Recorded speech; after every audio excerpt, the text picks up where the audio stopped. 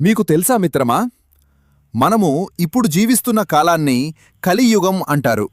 కాని ఈ కలియుగం గురించి విష్ణు పురాణం చెప్పిన నిజాలు వింటే మీరు షాక్ అవుతారు. ఈ యుగంలో మనుషులు ధర్మాన్ని మరిచిపోతారు. అసత్యం నిజంలా మారుతుంది. ధనం ఉన్నవాడే గొప్పవాడిగా భావిస్తారు. స్నేహాలు, సంబంధాలు కూడా స్వార్థం మీదే ఆధారపడతాయి. మానవత్వం క్రమంగా తగ్గిపోతుంది. ఇంకా భయంకరమైన విషయం ఏంటంటే, ప్రకృతి కూడా అసమతుల్యంగా మారుతుంది. అనుకోని విపత్తులు పెరుగుతాయి. ఇవి అన్నీ చూస్తుంటే మనము నిజంగా కలియుగంలో ఉన్నామా? కానీ ఒక ఆశ కూడా ఉంది. కలియుగం చివరలో విష్ణువు కల్కి అవతారం తీసుకుని మళ్ళీ ధర్మాన్ని స్థాపిస్తాడు.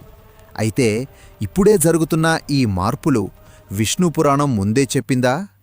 ఇలాంటి ఆసక్తికరమైన ఫ్యాక్ట్స్ కోసం భూమిక్ ఫ్యాక్ట్స్ తెలుగుని సబ్స్క్రైబ్ చేయండి.